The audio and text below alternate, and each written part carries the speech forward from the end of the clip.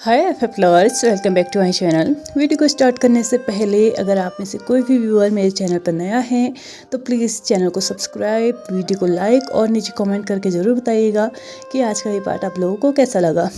तो चलिए आज के पार्ट को स्टार्ट करते हैं। लास्ट पार्ट में हमने देखा था कि वेसांग की जो बातें थी उसकी वजह से वेन्निंग को बहुत ज़्यादा बुरा लगा था। उसने अपना रिज़ाइन भी देने का सोच लिया था और उसने अपना रेजिग्नेशन लेटर भी नियो वेसांग को दे दिया था कि उसमें सिग्नेचर करे और उसका रेजिग्नेशन एक्सेप्ट करे। लेकिन वेसांग ने ऐसा कुछ भी नहीं किया। उसका रेजिग्नेशन लेटर जो भी था उसको फाड़ के वो डस्टबिन में डाल चुका था और वेन्निंग को बोल चुका था कि जाके चुपचाप अपने काम पे लग जाए क्योंकि वो उसका रेजिग्नेशन लेटर तो एक्सेप्ट नहीं करने वाला है। इसी के साथ वेन्निंग भी जाके चुपचाप अपने काम में लग चुका था। उसने उस दिन के बाद एक बार भी कोशिश नहीं की थी रिज़ाइन देने की, क्योंकि वो इतना सीधा था। वो नहीं जानता था कि अगर वो कॉम्पनसेट कर दे तो वो आसानी से इस जॉब को छोड़ सकता है। लेकिन अगर वेसांग ने उससे बोल दिया है कि वो नहीं छोड़ सकता और वो उसका कॉम्पनसेट भी एक्सेप्ट नहीं करेगा तो वो इस चीज़ को सिंपली मान भी चुका था क्योंकि वो बहुत ज़्यादा सीधा था। लेकिन अब उसने अपने काम करने का तरीका चेंज कर दिया था।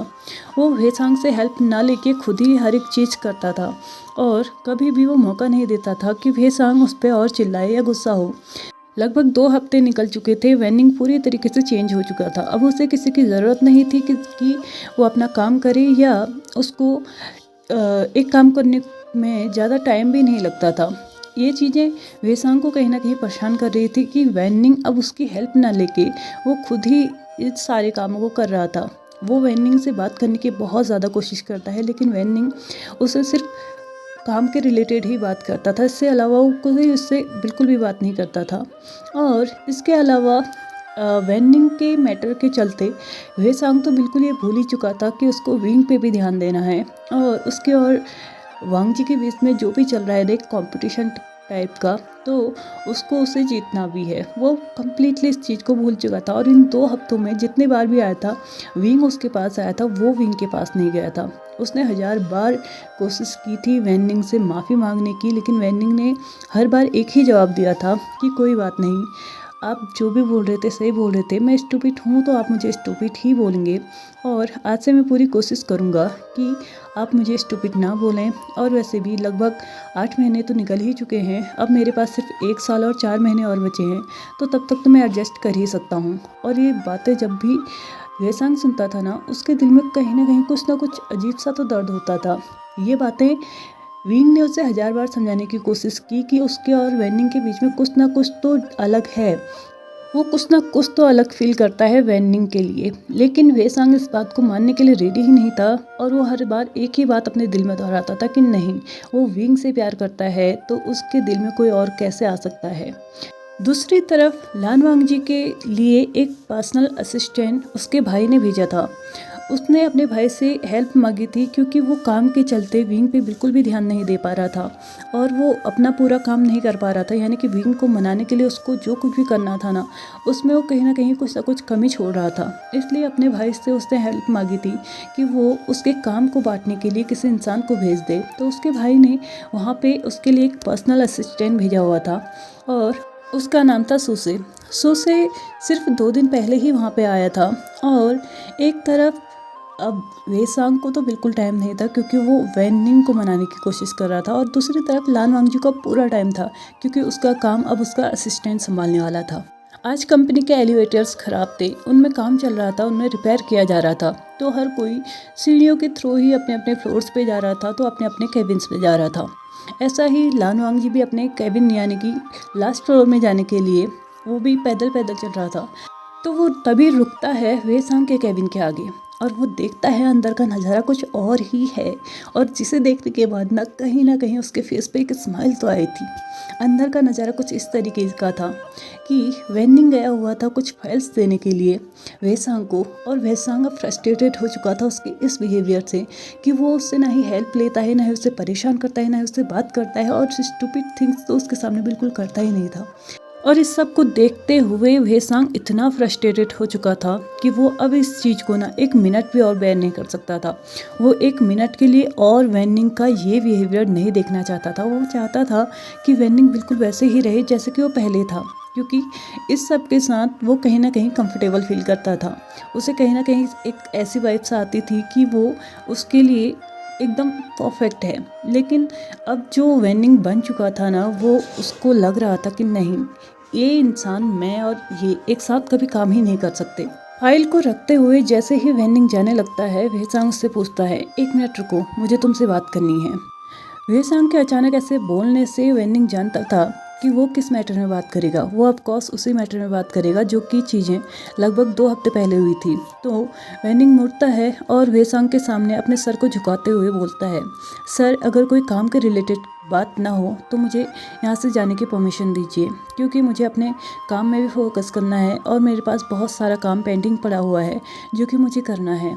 और वो ऐसा कहते हुए उसको स्लाइटली बो डाउन करते हुए जाने लगता है। वेसांग अब और भी फ्रस्ट्रेटेड फील करने लगा था, क्योंकि आज तो वेनिंग उसकी बात सुनने ही वाला नहीं था। इसलिए जैसे ही वो जाने लगता है, इससे पहले कि वो जाता, वेनिंग के हाथ को वो टाइटली पकड़ता है और अपनी तरफ खींचते हुए उसके हाथ को ट्विस्ट करते हुए उसके पीछे ले जाता है, मानो उन दोनों के बीच में अब कोई भी गैप नहीं था।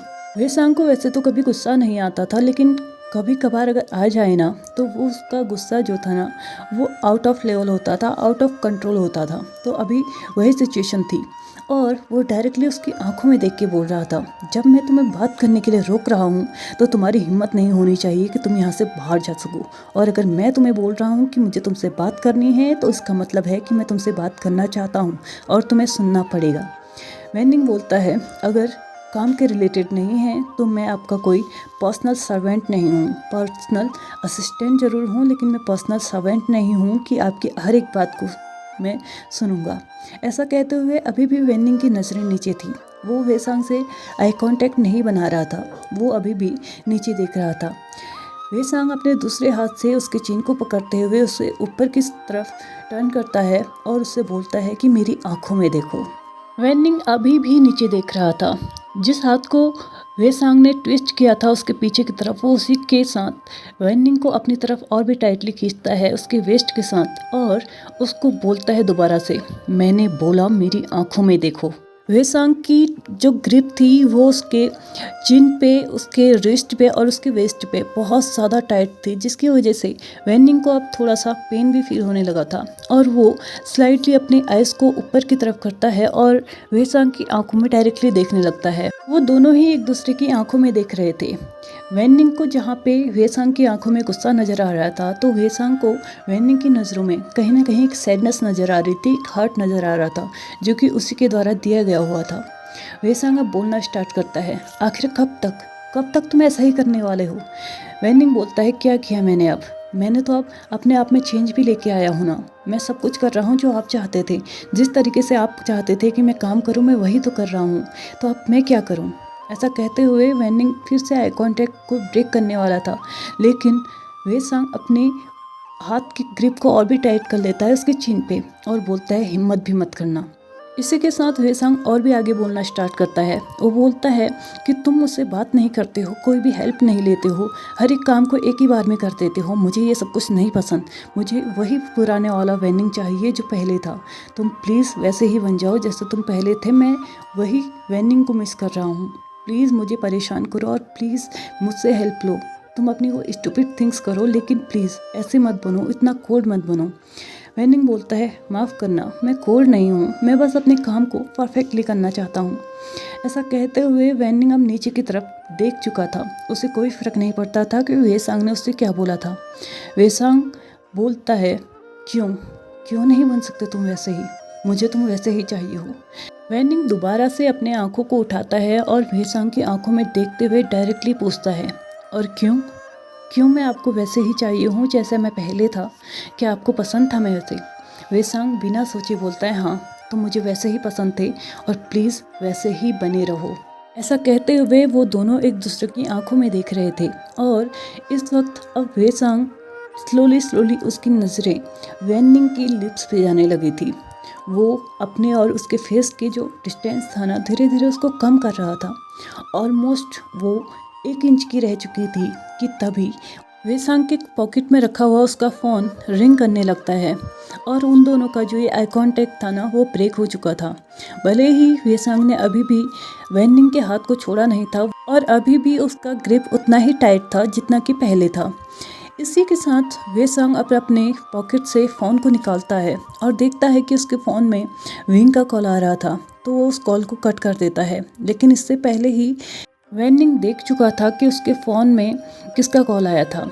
वे सांग को लगा कि इस वक्त विंग का कॉल रिसीव करना शायद सिचुएशन को और भी बिगाड़ सकता है, क्योंकि वो इस वक्त वेनिंग से बात कर रहा था। लेकिन सिचुएशन बिगड़ चुकी थी, क्योंकि वेनिंग देख चुका था कि वे सांग के फ़ोन में किसका कॉल आया था। उसे कॉल आने से कोई प्रॉब्लम नहीं थी, उसे प्रॉब्लम थी जिस तरीके से विंग का नाम उस फ़ोन में सेव हुआ था।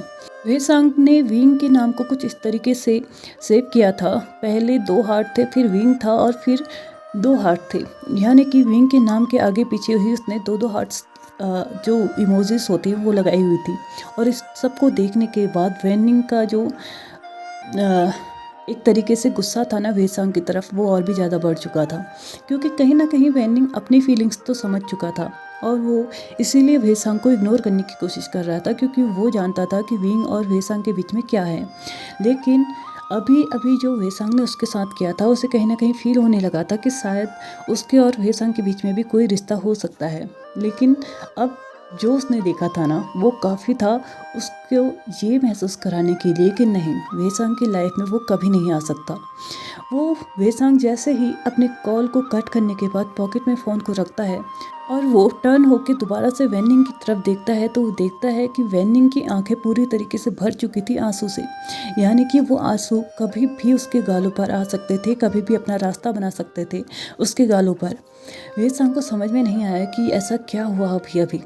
उसे नहीं पता था कि वो इस तरीके से क्यों रिएक्ट कर रहा था, उसकी आंखों में आंसू क्यों थे। वो जैसे ही उससे पूछना चाहता है, इससे पहले ही वेनिंग पूरी फोर्स के साथ अपने आप को उससे छुड़ाता है और डायरेक्टली जा चुका था उसके केबिन से बाहर।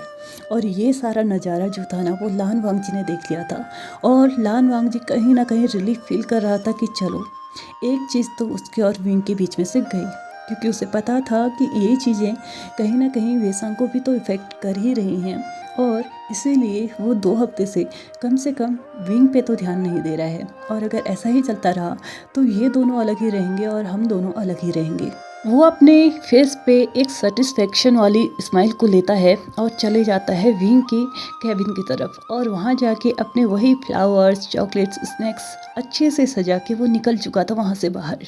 लगभग 15 मिनट के बाद विंग भी पहुंच चुका था अपने कैबिन के बाहर, और वो अपने कैबिन के बाहर से ही देख रहा था कि आज भी उसके टेबल पे स्नैक्स रखे हुए हैं, चॉकलेट्स रखे हुए हैं और फ्लावर्स रखे हुए हैं। वो डायरेक्टली अंदर जाता है। वो आज जैसे ही उन्हें फेंकने वाला होता है, लेकिन उसके दिल से एक आवाज़ आती है कि इन चीज़ों ने क्या बिगाड़ा है, क्यों तुम इन्हें रोज़ रोज़ बर्बाद करते हो, इससे अच्छा है ना कि इन्हें यूज़ कर लो। ऐसा सोचते हुए विंग उन फ्लावर्स को पॉट में रख देता है, चॉकलेट्स को ड्रॉर में रख देता है और स्नैक्स का एक पैकेट फाड़ता है और खाना स्टार्ट कर देता है। बोलता है ठीक है, मैं इन्हें तो खा ही सकता हूँ। ऐसा कहते हुए वो अपने चेयर पे बैठता है। लेकिन कोई था जो उसे बाहर से देख रहा था। लान वांग जी गलती से अपनी कार कीज़ वहीं भूल चुका था और वो लेने के लिए उन्हें वापस आया था, और वो देखता है कि विंग ने आज उसकी दी हुई चीज़ें एक्सेप्ट की हैं और कहीं ना कहीं उसके फेस पे एक स्माइल आ चुकी थी। और वो सोचने लगा था कि आज ना जाने क्यों मेरी किस्मत इतना मेरा साथ दे रही है। उसे तो हर तरह से आज खुशी ही खुशी मिल रही थी, वो बहुत ज़्यादा खुश था आज। और दूसरी तरफ विंग जो मज़े से स्नैक्स खा रहा था और बोल रहा था, वाह क्या टेस्ट है यार, मैंने इतने सारे स्नैक्स बर्बाद कर दिए अभी तक, मुझे तो गुस्सा उससे होना चाहिए था ना, तो मैंने स्नैक्स क्यों निकाला। वो उन्हें खाते जा रहा था और बोलते जा रहा था। दूसरी तरफ लान वांग जी उसे देख के और भी ज़्यादा हैप्पी होते जा रहा था। अब वो बिना नॉक किए रूम के अंदर एंटर कर जाता है और डायरेक्टली जाके टेबल से अपनी कार कीज़ उठाता है और बोलता है, अगर तुम्हें चाहिए तो मैं और ला सकता हूँ। विंग को अभी तक पता नहीं चला था कि उसके कैबिन में कोई एंटर कर चुका है और बोलता है, तुम यहाँ क्या कर रहे हो। वांग जी बोलता है, जो चीज़ तुम खा रही हो ना, उसको रखने के लिए मैं यहाँ आया था और उसको रखने के चक्कर में मैं अपनी कार कीज़ यहीं भूल गया। विंग अपने हाथ में देखता है और डायरेक्टली उस पैकेट को छुपाने लगता है अपने पीछे, एक छोटे से बच्चे की तरह, जैसे कि वो दिखाना चाहता हो कि नहीं मैंने कुछ नहीं खाया। वांग जी इस चीज़ को देखने के बाद, इस एक्शन को देखने के बाद और भी ज़्यादा हंसने लगता है और वो बिना कुछ बोले ही वहाँ से बाहर जा चुका था। उससे होप होने लगी थी कि कहीं ना कहीं चीज़ें अब उसके और विंग के बीच में अच्छी होने लगी हैं। दूसरी तरफ विंग भी अपने आप पे हंसने लगा था। अपनी स्टूपिड जो चीज़ उसने अभी की थी उसको देख के हंसने लगा था और सोचने लगा था कि क्या वो सच में इस पैकेट को छुपा रहा था जो कब से इसको खा रहा था। चलो ठीक है, वो पैकेट नहीं भी देखता तो क्या वो आधे फटे रैपर को यहाँ पर नहीं देख सकता था। वो अच्छे से समझ गया होगा, स्मेल से ही समझ गया होगा कि मैंने खाया है, और तो मैं इसे छुपा क्यों रहा था। वो भी खुद पे हंस रहा था और उसे भी फील होने लगा था कि कहीं ना कहीं अब वो भी वांग जी को माफ़ करने लगा है धीरे धीरे। और उसने सोच लिया था कि थोड़े दिनों के बाद ही वो ये सब कुछ बंद कर देगा। भले ही उसने स्टार्टिंग टर्म्स में ज़रूर सोचा था कि वो लाइफ टाइम वांग जी को कभी माफ़ नहीं करेगा, लेकिन अभी अभी कुछ टाइम पहले ही उसे ऐसा फील हो रहा था कि हाँ, उसकी लाइफ भी जॉयफुल हो सकती है। और वांग जी भी तो लगभग 3 सालों से उसे मनाने की कोशिश कर रहा है। आखिर कब तक वो इस सब को ऐसे ही छोड़ेगा। क्या उसे एक और मौका नहीं देना चाहिए? क्या वो नहीं देख सकता कि वो कितनी कोशिश कर रहा है? विंग भी ये सब कुछ सोच रहा था और सोच रहा था कि ठीक है, कुछ दिन और मैं ये सब कुछ देखूंगा, अगर तब तक उसने हार नहीं मानी तो मैं उसे एक्सेप्ट करूंगा। ये कहते हुए विंग के फेस पे भी एक स्माइल आ चुकी थी। अब वो उस पैकेट को निकालता है जो कि उसने अपने पीछे छुपाया था और दोबारा से अपने स्नैक को इंजॉय करने लगता है। तभी उसके फ़ोन में एक नोटिफिकेशन आने की रिंग होती है। उसके फ़ोन में धड़ाधड़ 2 से 4 नोटिफिकेशन आ चुके थे। उसे समझ में नहीं आ रहा था कि अचानक इतनी ज़्यादा नोटिफिकेशंस उससे क्यों आ रहे हैं। और जैसे ही वो फ़ोन को ऑन करके देखता है तो उसकी आंखें एकदम बड़ी हो चुकी थी। उसकी आंखों में मिक्स्ड इमोशंस इस बार देख रहे थे। वो गुस्सा भी था, वो सैड भी था, वो ऐसा भी फील कर रहा था कि फिर से उसने गलत डिसीजन लिया है। और उसे ऐसा फील हो रहा था कि उसने फिर से कुछ ऐसी चीज़ खो दी है जो कि वो चाहता था कि उसकी लाइफ में हो। उसने देखा कि उसके फ़ोन में 4 से 5 फ़ोटोज़ हैं और वो भी लान वांग जी की हैं, जो कि उसके असिस्टेंट के साथ थी। वो अपने ही कैबिन के अंदर काउच पे पड़ा हुआ था। नीचे उसका असिस्टेंट सुसे था तो ऊपर वांग जी था। वो नहीं जानता था कि ये क्या सिचुएशन है और वो ये भी नहीं जानता था कि ये दोनों आखिर इस पोजीशन में कर क्या रहे हैं। और वो ये भी नहीं जानता था कि आखिरकार ये फ़ोटोज़ उसे भेजी किसने हैं। लेकिन वो इस वक्त ये सब कुछ सोचने के मूड में नहीं था। वो सिर्फ एक ही चीज़ जानता था कि उसने लान वांग जी को इस हालत में देखा है। ऐसा कहते हुए विंग उस फ़ोन को बंद करता है, साइड में रखता है और अपने हाथ में जो स्नैक्स का पैकेट था ना, उससे पूरे जोर के साथ फेंकता है और वो स्नैक्स जाके पूरे के पूरे फ्लोर पे जाके बिखर चुके थे। विंग की आंखों में फिर से आंसू थे और वो खुद को कंट्रोल करने की कोशिश करता है, लेकिन तभी वो सुनता है कि उसके केबिन के डोर पे किसी ने नॉक किया है। वो जल्दी से अपने आंसुओं को पोंछता है और उसे अंदर आने की परमिशन देता है और वो देखता है कि वो कोई और नहीं, लान वांग जी का पर्सनल असिस्टेंट सुसे ही था। डायरेक्टली की विंग की नज़र सुसे के रिस्ट पे जाती है, जहाँ पर क्लियरली विजिबल हो रहे थे वो निशान, जिससे कि ये पता लग सके कि किसी ने उसके रिस्ट को बहुत टाइटली पकड़ा था। और उसके नेक यानी कि कॉलर बोन पे एक बाइट का निशान भी था, जिसे देख के वो क्लियरली समझ रहा था कि ये सब कुछ जरूर वांग जी ने ही किया होगा और इस बार फिर से उसने उसे धोखा दिया है। विंग अपने आप को कंट्रोल करता है और उससे पूछता है कि तुम यहाँ पे क्यों आए हो। सुसे उसे एक फाइल देते हुए बोलता है कि इसमें कुछ लोगोस ड्रॉ करने हैं, या फिर आप खुद कीजिए या फिर अपने स्टाफ को दीजिए, लेकिन इसका काम कल सुबह तक हमें कंप्लीट चाहिए ताकि हम अपना जो प्रोजेक्ट है उसको आगे प्रोसीड कर सकें। विंग बोलता है ठीक है, तुम जा सकते हो, तुम्हें कल सुबह तक ये सब कुछ चीज़ें मिल जाएंगी। सुसे जाने लगता है, लेकिन विंग की नज़र अभी भी उसके रिस्ट के उस निशान पे थी जो कि अभी भी बहुत ज़्यादा डार्क रेड था। और वो बस एक ही चीज़ सोच रहा था कि मैं फिर से गलत डिसीजन लेने वाला था। लान वांग जी माफ़ी के लायक तो कभी हो ही नहीं सकता है। लगभग 2 हफ्ते और निकल चुके थे और इस 2 हफ्तों में बहुत ज़्यादा चीज़ें चेंज हो चुकी थी। वेसांग और वैनिंग के बीच में थोड़ी थोड़ी बातें तो होती थी, लेकिन उतनी नहीं होती थी। लेकिन दूसरी तरफ लान वांग जी और विंग अब एक दूसरे को देख भी नहीं पाते थे। विंग ने अपने जो केबिन के डोर थे उनको चेंज कर दिया था, उन्हें अब वुडन का बना दिया था। वो जो पहले शीशे के थे उन्हें अब लकड़ी का बना दिया था और उसके जो डोर है ना, उस पर भी पासवर्ड लगा दिया था, यानी कि बिना विंग के परमिशन के कोई भी अंदर एंटर नहीं कर सकता। और विंग कभी भी अपने कैबिन के अंदर जाने के बाद बाहर नहीं आता था, और आता भी था तो वो अपने फ्लोर पे जाता था। कहीं और नहीं जाता था, किसी और के साथ नहीं जाता था। मीटिंग्स भी वो ऐसे अरेंज करता था जहाँ पे लान वांगजी ना हो, क्योंकि वो अब उसे फेस करना ही नहीं चाहता था। वांगजी को समझ में नहीं आया कि अचानक से ऐसी चीज़ें क्या हो गई, क्योंकि उसे नहीं पता था कि ये सब कुछ कैसे हुआ।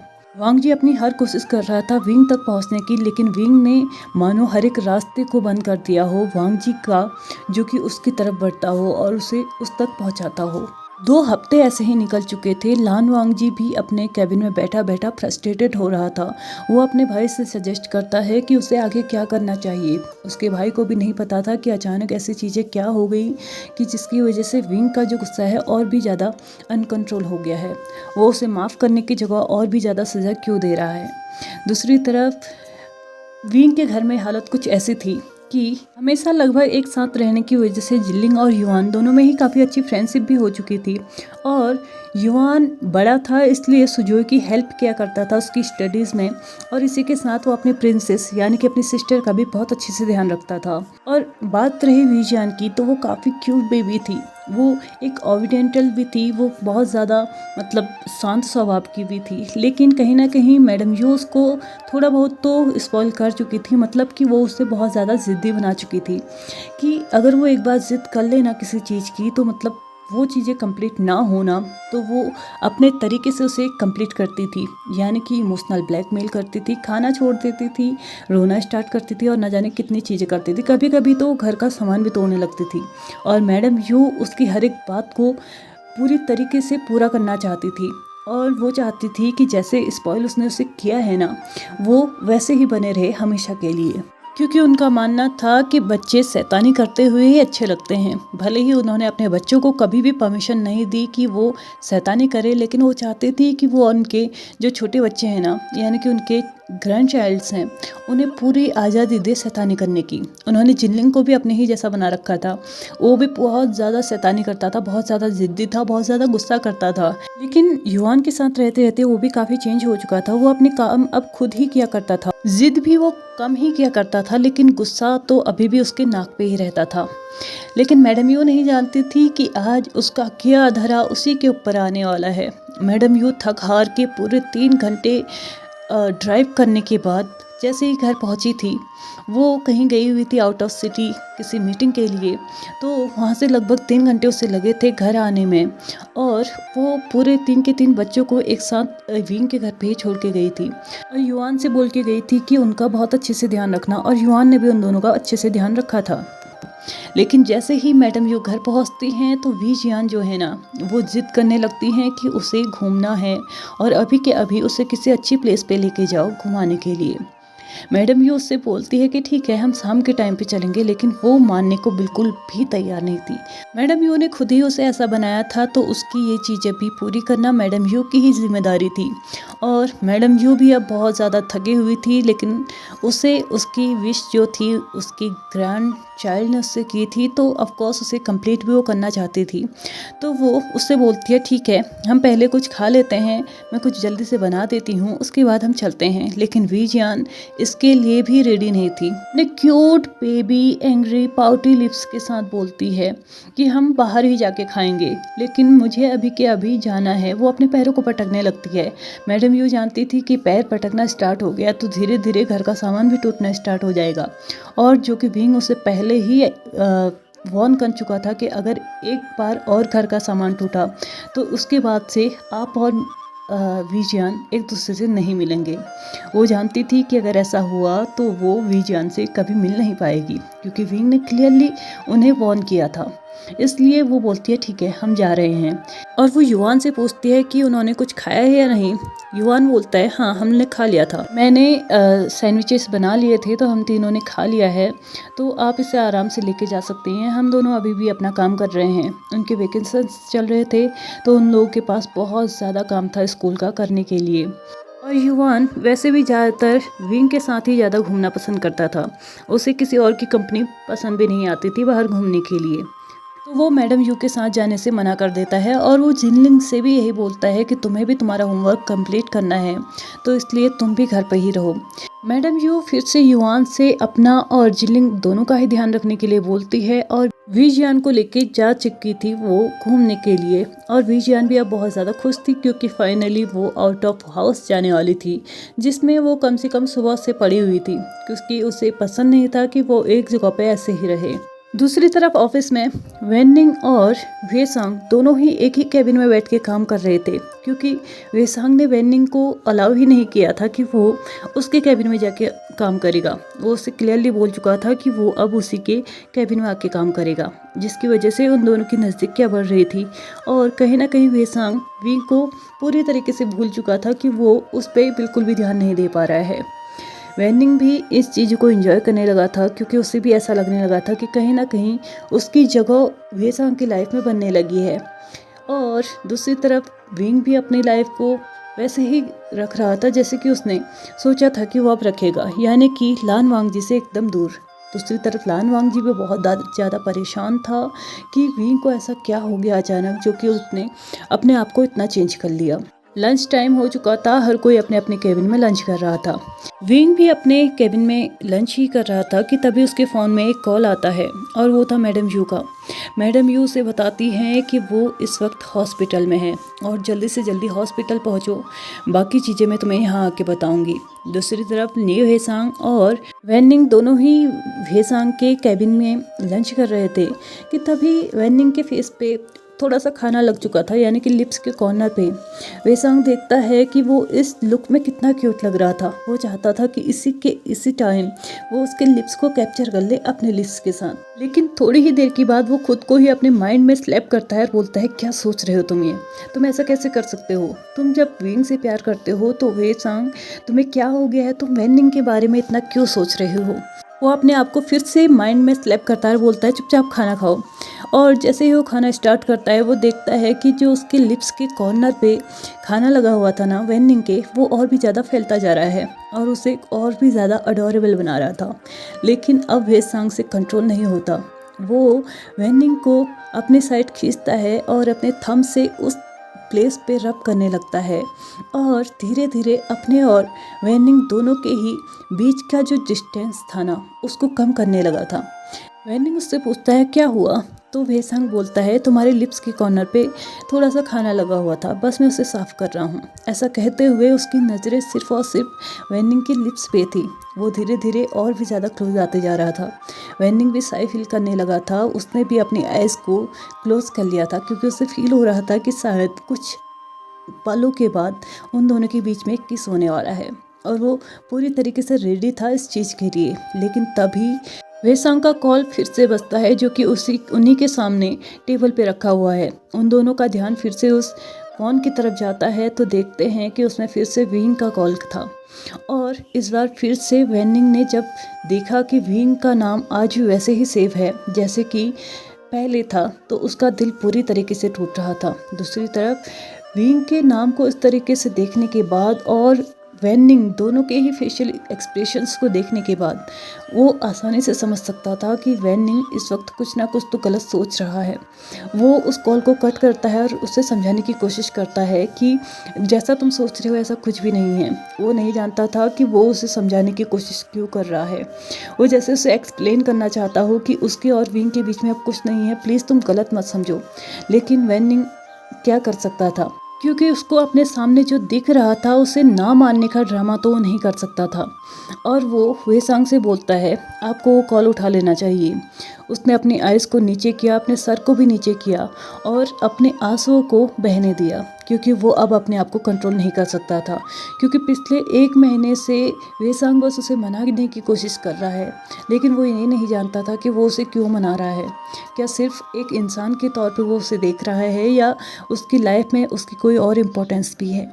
वो अपने आप में ही सोचने लगा था। वेसांग भी समझ चुका था कि उसकी इन चीज़ों की वजह से वैनिंग का दिल कहीं ना कहीं टूट रहा है और उसे भी अब अपने आप को चेंज करना चाहिए। वो विंग की बातों को याद कर रहा था कि उसे भी खुद को एक अलग चांस देना चाहिए और वो सोच चुका था कि आज वो वैनिंग से अपने दिल की बात बोलेगा और अपने आप को एक और चांस देगा।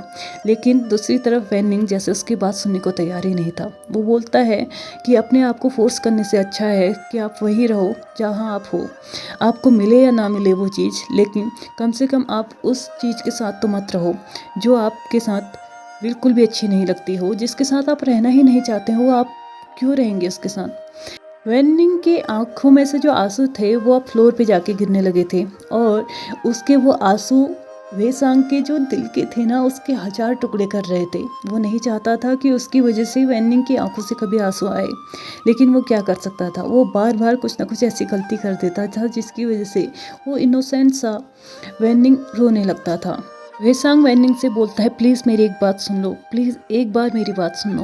जैसा तुम सोच रहे हो ऐसा कुछ भी नहीं है, मैं तुम्हें एक्सप्लेन कर सकता हूँ, मैं तुम्हें हर एक चीज़ क्लियरली बता सकता हूँ, प्लीज़ मेरी एक बात सुन लो।